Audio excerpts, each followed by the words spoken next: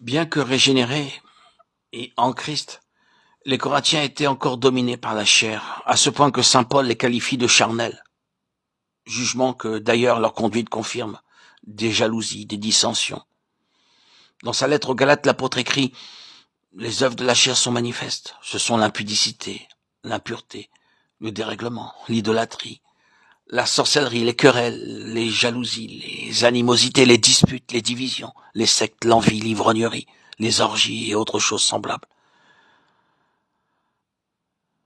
Galates 5, 19. Toutes ces choses, à quelque degré que ce soit, manifestent chez le chrétien l'activité de la chair qui s'ouvre un passage dans l'âme, la personnalité. Sous cette influence charnelle, l'homme n'est même pas psychique. Il manifeste ce qui est naturel charnel. Il marche selon la chair, bien que son esprit ait été renouvelé et vivifié. Or, ceux qui marchent selon la chair ne peuvent plaire à Dieu. L'apôtre reproche aux Corinthiens de demeurer si longtemps dans ce stage de l'enfance qui doit être de courte durée, Hébreux 5, 11, 14. Pour moi, frère, je n'ai pu vous parler comme à des hommes spirituels, mais je vous ai parlé comme à des hommes charnels, des bébés en Christ, 1 Corinthiens 3, 1. Effectivement, la naissance selon l'esprit, provoquée par l'action de l'esprit de vie en réponse à la foi au sacrifice expiatoire du Christ sur la croix en faveur du pécheur, cette naissance doit être rapidement suivie de la mort avec Christ, la mort du pécheur avec son sauveur. Romains 6, 1, 16. C'est cette mort qui apporte la délivrance de la vie selon la chair. Et les Corinthiens l'ignoraient encore. L'apôtre indiquant ici et là les choses qui manifestent que le chrétien est encore charnel. Un bébé en Christ.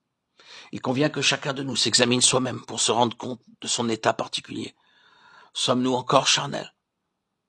En ce cas, allons à la croix et saisissons la délivrance offerte. Ceux qui sont à Christ ont crucifié la chair. Galates 5, 24. Telle est la conclusion donnée par saint Paul à ce passage des Galates, où il décrit les œuvres de la chair en opposition à celles de l'esprit et l'homme charnel au regard de l'homme spirituel. Les enfants en Christ, qui sont encore charnels, doivent découvrir tout le sens de la croix, toute sa portée.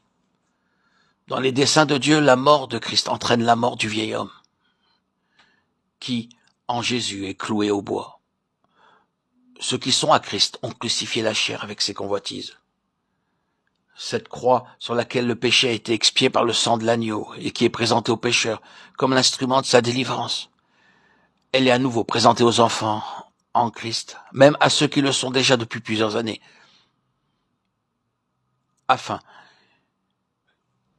qu'ils y trouvent une nouvelle délivrance, celle de l'emprise de la chair, de sa domination, afin qu'ils marchent selon l'esprit, non selon la chair, et croissent spirituellement jusqu'au parfait développement en la ressemblance de Christ.